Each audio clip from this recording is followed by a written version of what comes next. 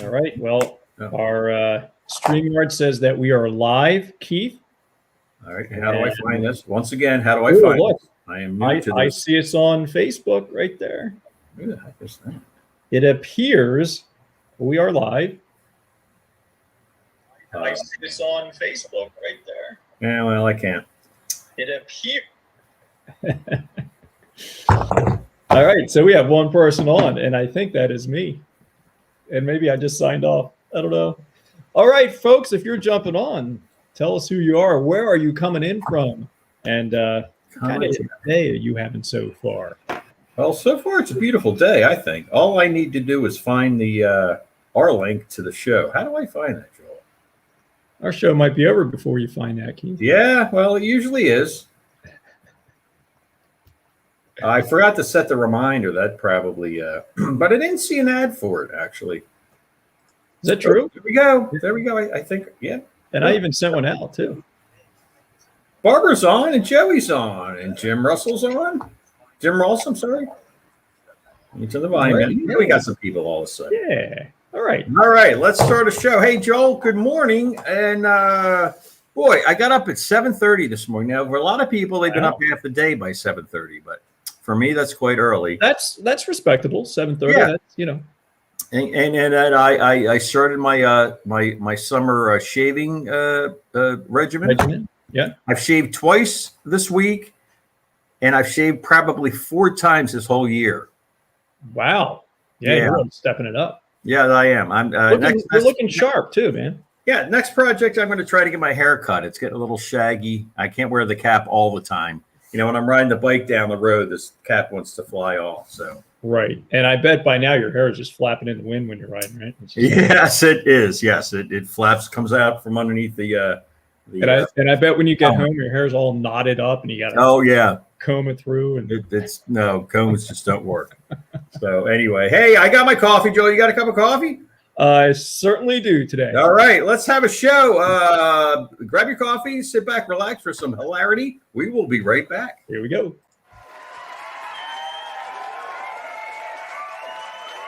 From the Somerset Studios in Westchester, Pennsylvania, it's Smack and Jack Live with your co-hosts Keith and Joel Wenderman.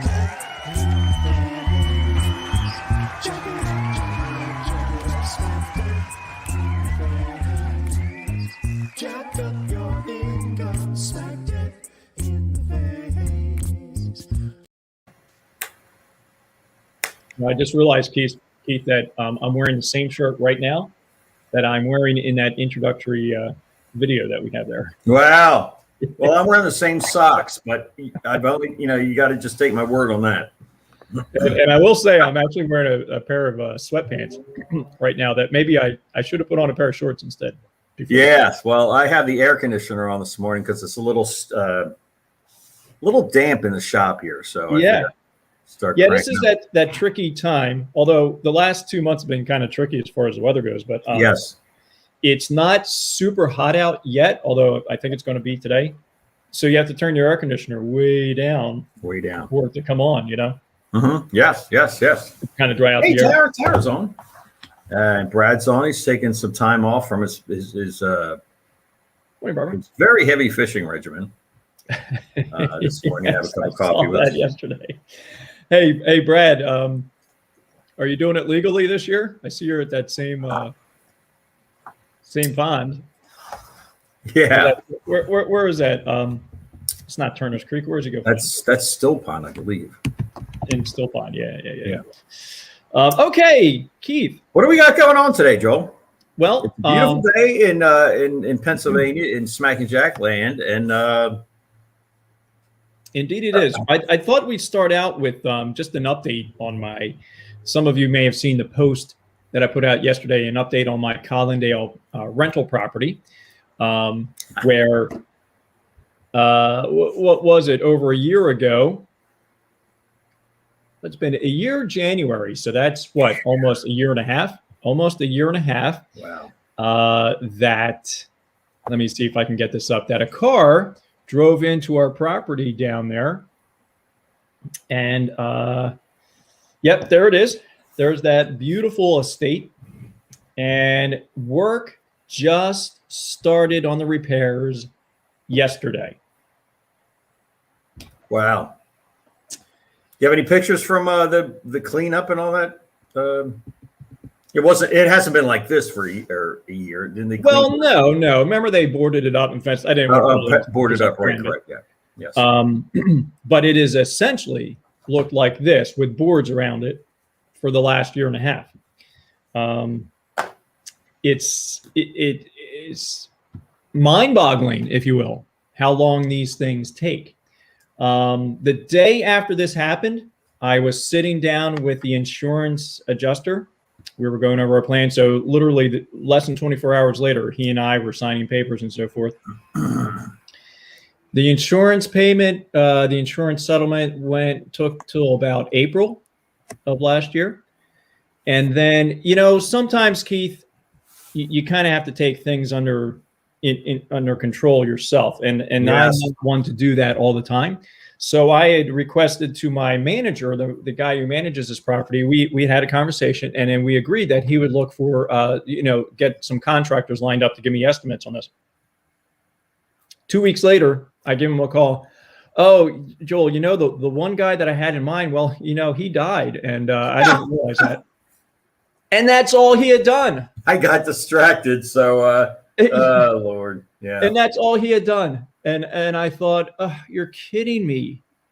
So I said, all right, well, I'm just going to call the guy who took care of it that night, the contractor who took care of everything that night when it happened. And he's the one doing the job now. Where did that guy come from? He's down in Collingdale. He contracts actually with Collingdale. He's a subcontractor with them, and he's with got the township. You mean? What's that? With the township? Yeah. So he does. He does work for them, and it actually turned out to be a really good guy to work with. He always gets back to me and all that. And then he said, we have to have engineering work done. We have to have an architect. Blah blah blah. All those things took months to do. Yeah. And probably the most frustrating part after that was that the architect, I signed the paperwork for the architect in November, and he didn't get the drawings done until March. Now, Keith, you remember the size of that barbershop? Yes. It's basically a shoebox, right? Yes. Yeah. It took from similar to a picture frame shop that I know of. Exactly. It took from November to March for him to get drawings done for that little tiny shop, plus some of the work on the outside. All that had to be done for permit. Yes.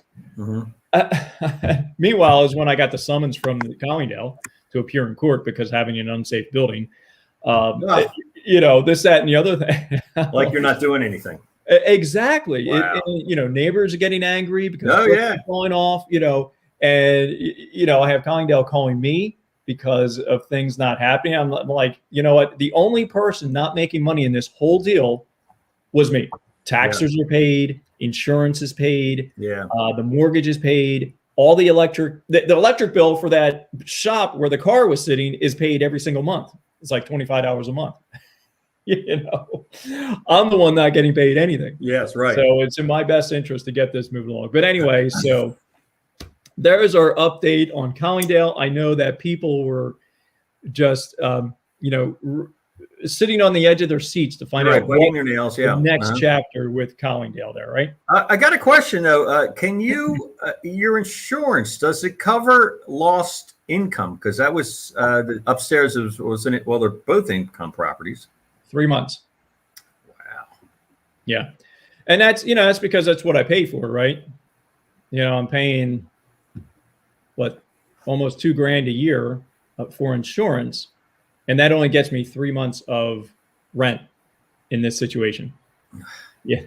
So, I guess I thought that maybe a car might plow into your place and take a year and a half. You could have spent $4,000 a year and then gotten. Yeah, well, you know what? And this is for everybody out there. If you ever something like this, I probably should have sold the place. I should have given the place away a year ago and taken the insurance money. I could have given this place away. I could have given the owner $10,000 to take it off my hands, and I still would have been way ahead. way ahead. You know what I'm saying? I could have given the new owner 20 grand. Yeah, here, just yeah. It's still been way ahead. You know, here, I'm going to give you $20,000. You take this property off my hand. Yes. And I would still been in. I would have had 3 new Pocono homes by now. No, now you're so far into it, you got to see it through. So and it was a catch-22 situation. You know, right. the place. You know, what's it going to be worth? How, you know, getting an investor in there to buy it with a $150,000 repair bill already attached to it. It was, you know. So anyway, let's move on, Keith. Let's move on to something brighter. Yes. Okay, let's do it. All right. So I thought maybe we would do. Let's talk a little bit, Keith, about this Canadian issue. Did you read a little bit about that? Yeah, I read a little bit about it, but what I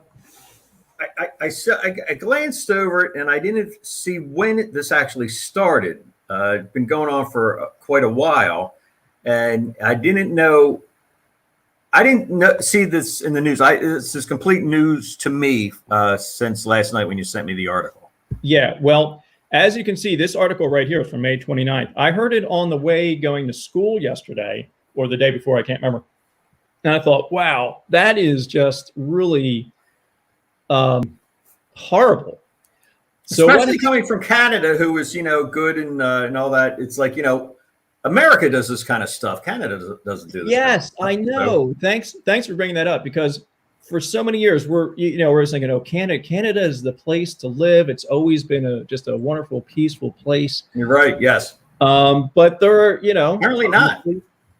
Obviously, there are some historical issues here. So this, maybe our viewers out there have heard a little bit about this, but the remains of 215 Indigenous children have been found at a former school in Canada. And this is just, you know, they've just discovered this. Now, I'm not going to try to pronounce the Kamloops Te something nation. So the Kamloops, so they discovered this. And what happened is it was a school system run by the Canadian government to essentially rid any cultural influence from the children of these, Aboriginal people in tribes, Canada. Assimilate them into Canadian culture. Exactly. So conditions at the schools were poor. Children were often not allowed to speak their own language and received harsh punishment if they did. Many suffered physical and sexual abuse, staff not being held accountable. In 2015, the report estimated that more than 150,000 children attended the schools. And get this, Keith, more than 6,000 children died, never returning home. So 150 attended the schools and more than 6,000 children died, never returned. Okay, just think about that. 6,000 children dying at school. And they just, waiting for their kids to come home, and they don't come home. I mean, what's the answer there? I don't know. I am sure that there is no way for the parents or the families legally to check into that. Is brushed under the rug. And right. Yeah. I don't know what the answer for that would be. Cultural genocide is, of course, what's being called. In 2008, the Canadian government formally apologized. This school system began to shut down in the 1970s. So this was after we were alive, Keith. I was in my early teens. Yes, when this happened. Starting to shut this down. The last one closed in 1978. They're not really sure when or how the children died. But it was of course a mass grave, and they died, dump them there, and that was that. So just a horrible situation. I think it didn't say when this school system started, though, did it? I think it said in the late 18th, early 19th. So like this, 1800 basically. Okay. I think into the obviously into the 1900s. So just, when we talk about in school, when we discuss the Underground Railroad with the students and so forth, our conversation ends up where the runaway slaves eventually had to get all the way to Canada because that's where they could be free. So I'm wondering, once the the escaping slaves from the United States got to Canada, how free were they? Right. So this right here. And this is what they were doing to their people. Yeah. Exactly. This is making me rethink some of that, and maybe I should do a little bit more research. But anyway, Keith, I found that just very disturbing as I heard it on the radio. If anybody has any thoughts about that one, or if you've heard about it, I can't imagine if too many people have heard about this because it was just discovered. They thought that this had happened. They just didn't know how or where any of this was, but they've gone in with detectors and so forth. Anyway, so let's move back to the state, Keith. Let's move back to this one here. This is another little bit of information that is a bit disturbing. If you fly on a plane, you need to wear your mask. How about that, Keith? I'm not going to do it. I don't wear masks. The guy in the liquor store a couple of weeks ago comes walking in. Now, this is before the mandate was dropped. Comes walking in. I was like, yo, you need a mask. Completely ignored me. I was like, yo, you need a mask. I don't do masks. I said, all right, goodbye. He said, they don't work. I said, goodbye. And I saw him go to 3 other stores. He went home without alcohol or dinner that night. Good for you, man. Yeah. Anyway, where were we? In that particular incident, there apparently the assaults on flight attendants has been up dramatically over the last 6 months. Mm-hmm. More so in the last 6 months than there was in 2019 and 2020, essentially combined.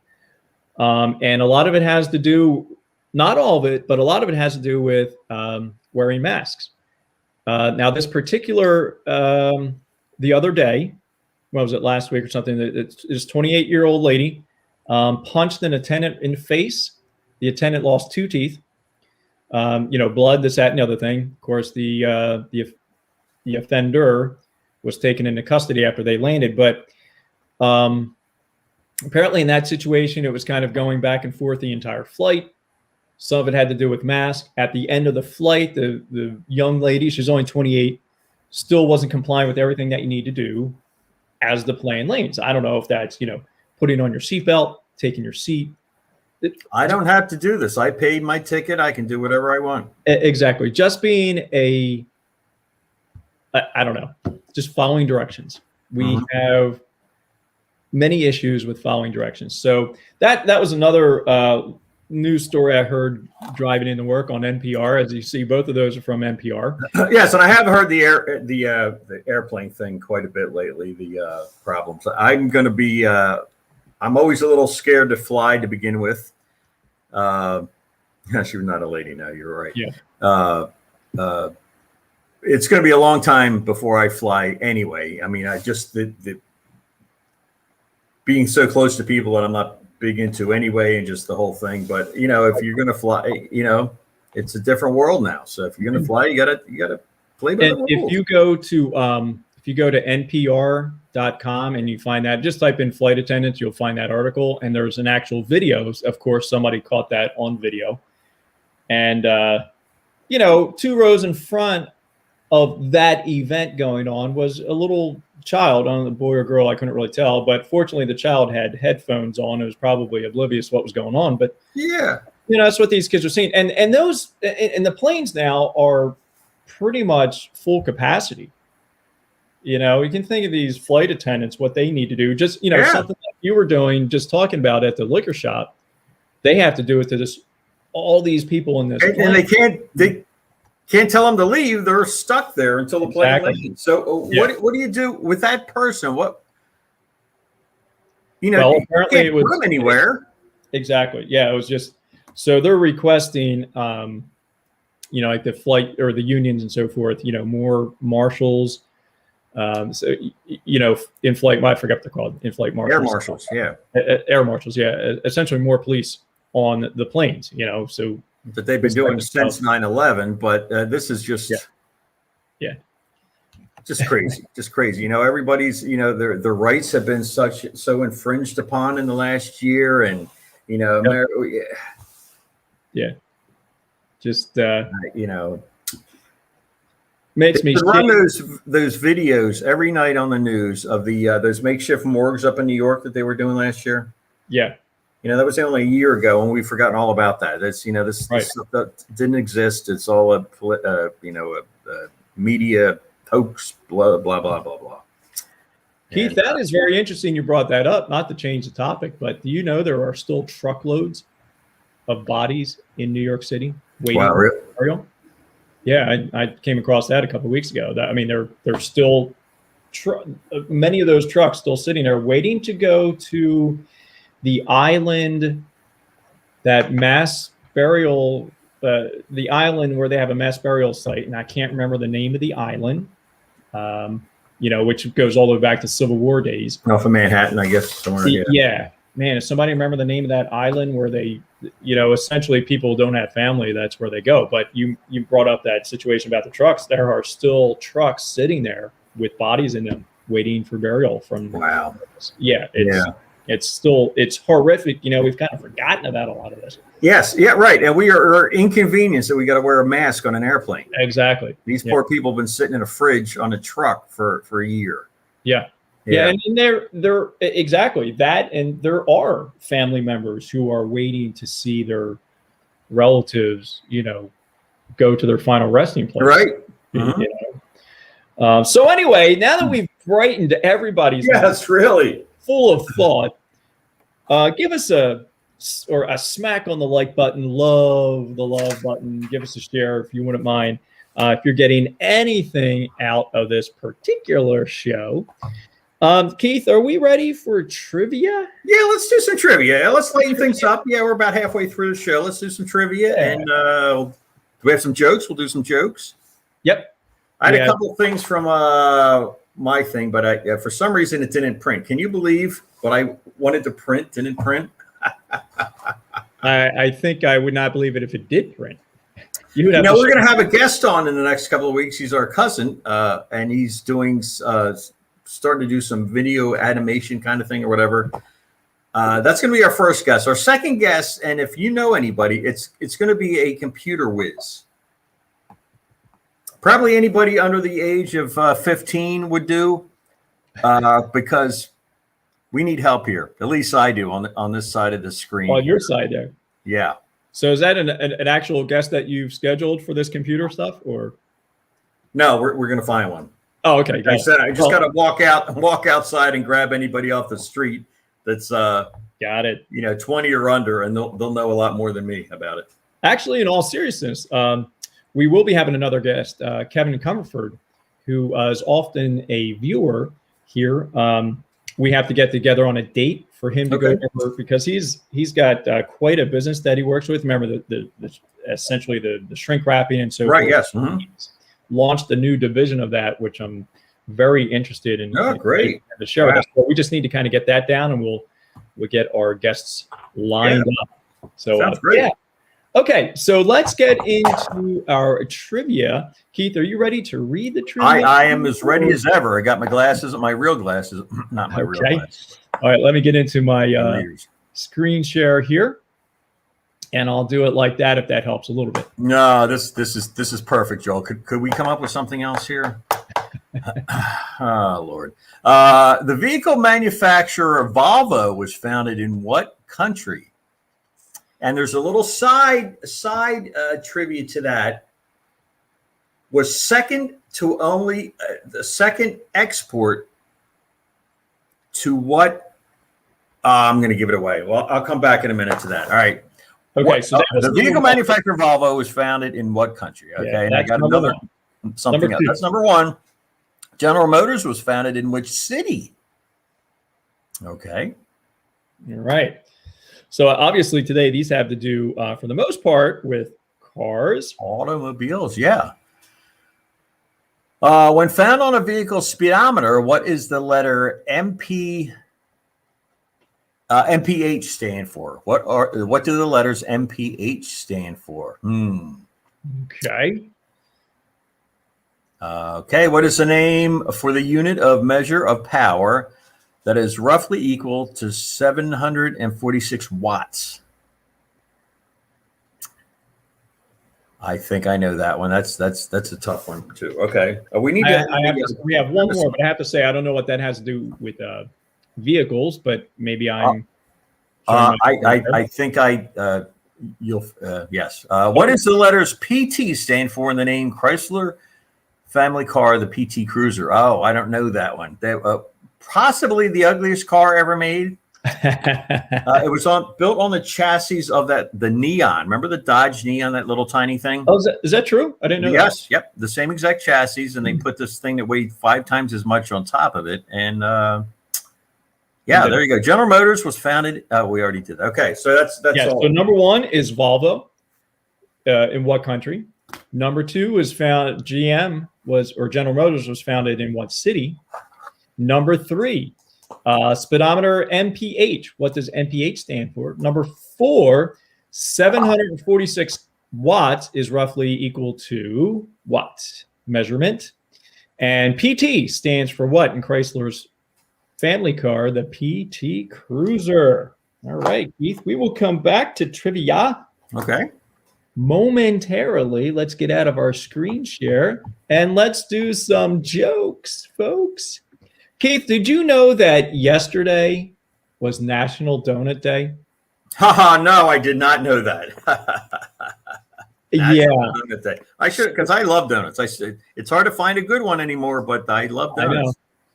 Yeah, I drove by Dunkin' Donuts yesterday morning going to school. I was like, it's free donut day, but I kept going. And that kind of bothered me all day long, I have to say. Do you know, I've got something to tell you about Dunkin' Donuts you might not know. Dunkin' Donuts does not make their donuts in the shop anymore. It's been that way for quite a while. Yeah, it doesn't surprise me. They are made elsewhere, brought into the establishment. And by the time you get them, they're a day old and they're not any good.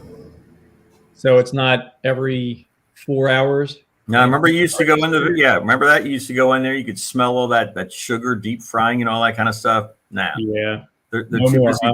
They're too busy trying to sell you a breakfast croissant. We don't do that in this country. What are we, France? Come on. We're trying to brighten up everybody's morning here, and all we've done is kind of bring it down. Well, we've upset one person anyway. Sure. Dunkin' Donuts. If we can upset one person, we've done our trick. There you go. All right, Keith, get ready for jokes. Yes. Okay. All right. Let's do it. What do you call? Hold on. I got to turn up. I can't quite hear you. All right. Go ahead. What do you call a pastry that is a priest? Say that again. What do you call a pastry that is a priest? I don't know. A holy donut. Okay, why did the clock in the donut shop run slow? Why? It always went back 4 seconds. Oh, I get it. 4 seconds. Okay, these are not from the Jokepedia. I think these are from the cuts of the Jokepedia, like the ones that were left on the floor. Oh, okay, right. On the editing room floor. Yes, I think you're right. What did the pastry chef say to his unsupportive father? What? Do not hold me back. Do not hold me back. Right. Let's go with one more of these incredibly awesome jokes. Why do golfers love donuts? Why? Always a hole-in-one. Yes. Another second, I would have gotten that one. Yeah. All right, Keith, you have any trivia? Very good. I'm sorry, this day in history?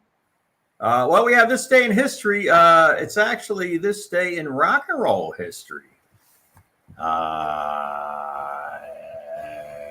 Yeah, this day in 2002, Ramones bassist Dee Dee Ramone was found dead in his Douglas Glen Colvin. I never knew was his real name. 2002. Gosh, he was only 50. Let me see what I saw. Something else. See,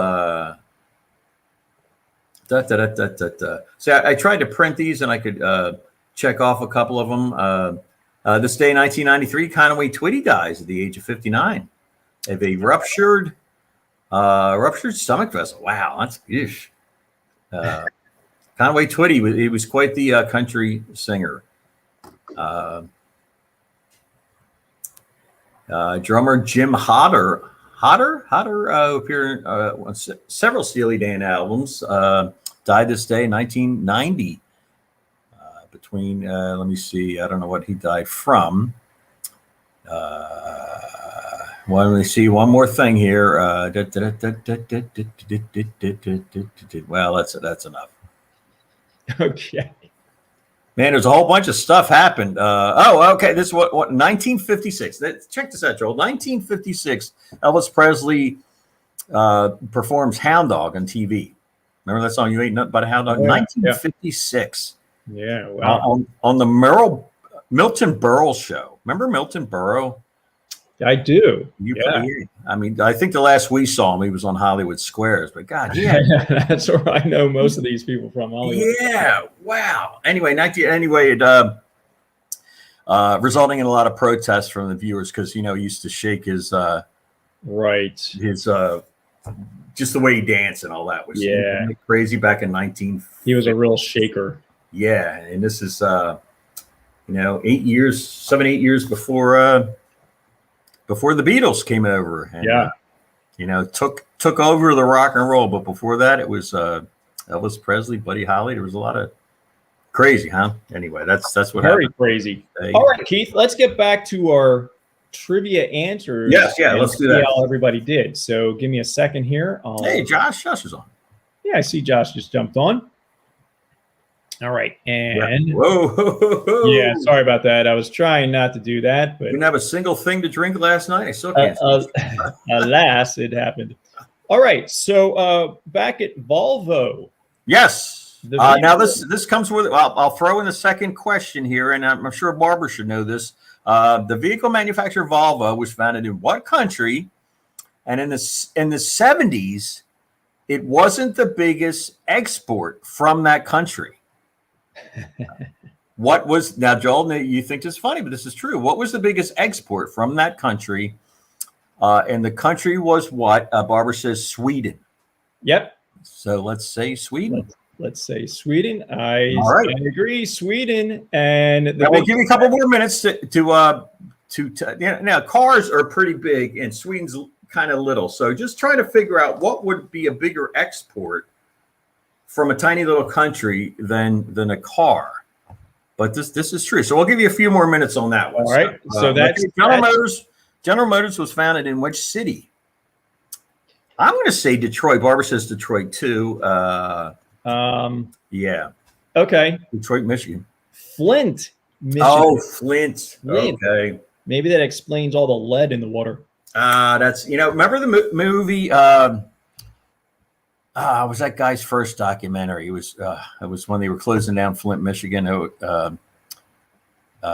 Me and Sam or something. Remember that guy that heavyset dude that does all the documentaries? Anyway, great movie. Boy, I tell you. While what do they say? Nero was partying while Rome crumbled. And that's kind of right. Yeah, I know who you're talking about too. Michael Moore. Yeah, Michael Moore. Yes, his first documentary. When found on a vehicle speedometer, what do the letters MPH stand for? And it does not stand for my poor hat. I'm just going to throw that out there right now. My poor hat. Miles per hour, Barbara says. Miles per hour. Okay, very good. Yeah. Mm-hmm. Meatballs. Meatballs. That's just M, Joe. What is the name of the unit of measure of power that is roughly equal to 746 watts? And I know that I am almost positive. Horsepower. Ooh. Nice. Keith, I was not thinking about that at all. Man. I know that because my dear friend Themis, who's been a mechanic and a car engineer forever, we were talking about it sometimes, and he said basically it's all you can only get so many what did we just say? Watts out of a gallon of gas. No matter how they work, there's so many watts out of a gallon of gas, and that's what I remember. Wow, I can actually remember a couple of things. So, Yeah. okay. What do the letters PT stand for in the name of Chrysler's family car, the PT Cruiser? I don't know that one. Piece of trash. Yes, or pretty darn tugly. I was going to say Pacific something. Personal transport. Oh, okay. Personal transport. Boy, Yeah, that's called a car. Yeah, that was inventive. Let's do the last one there, Keith. This is a bonus one. First What's generation. that? Let's do the next one. This is a Oh, bonus. yeah, right. Yeah, okay. Oh, I might know this one. What was the first generation of the Corvette? The first generation of the Chevrolet Corvette was introduced in what year? And I'm going to say Anybody out there know that? it's either 55 or 56. Wow, was it that early? Okay, I was 10 years behind the times then. All right, let's find out. I'm going to say 55. Okay. 53. Oh, wow. Good for you, Keith. You were like right on there. All right, so let's come out of there. And we're back. Ladies and gentlemen, I think that brings us to the end of our show for today. Oh, no, we never got back to the biggest export in the 70s. The biggest export from Sweden in the 70s was what? Do you want me to answer this? Yes. I'm going to say, just because I know you, I'm going to say it must be ABBA. Yes. Recordings or the band ABBA they were a bigger export than Volvo in the 70s. Isn't that something? That's pretty amazing. Band, a pop, huh? That's amazing. Yeah, pop band. They were the biggest thing, and I'll go back to what Bono said in an interview once. He goes, "Back in the day, I would have been the first one to wield a sledgehammer, but you got to admit they were something else." So yeah. A lot of reverb in their something. Yes. Yep. But I agree. Yeah, good stuff. Anyway, yes. All right, folks. I think that brings us to the end of our. I feel like I've been babbling all day, and we're still not as long as we usually run, Joel. No, we're hey, folks. There's a possibility that next week we'll be back in the studio. Yes, it's very possible. Because we're gonna, we've got our cousin coming in a couple of weeks. We got to start cleaning up the studio. We got to figure out how we're going to do all that kind of stuff. And everybody's been vaccinated, so yeah, why not? Let's give it a try. Now we did do. Was it just once, Joel, or was it twice? We did a show here over the COVID. Maybe it was just once. We did our Halloween show, and I think that is it since we stopped back in March over a year ago. Yeah. So, well, here's another thing. This COVID little situation is, obviously put a damper on a lot of things, but this format that we have here means that we can have a show no matter where you or I are, or where I am. Exactly. Yes. Yeah. And then when we can be in the studio, we'll be in the studio. And how much money have I saved on not buying donuts? Speaking of donuts, that we haven't had our after show that is true coffee hour. Yeah. So I've really, I've saved enough to buy these glasses. And probably the soundboard that you were threatening to purchase in our. That's all saved up. Yes, that's saved up for. And as soon as I get out of, yes, it'll be what? All right. Anyway, stay tuned for the next show. Thanks for stopping by, guys. Anymore. What's up? I said we're not going to bore you anymore. No, right. No, we don't want to put anybody. Ready to get out of here.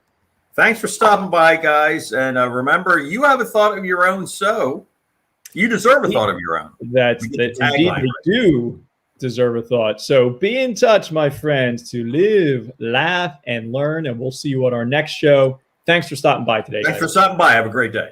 All right. Bye-bye.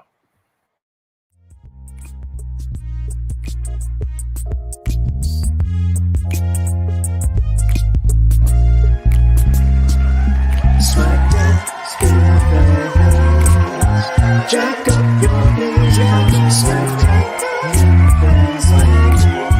check it out, smack jack up your knees, smack jack it up, smack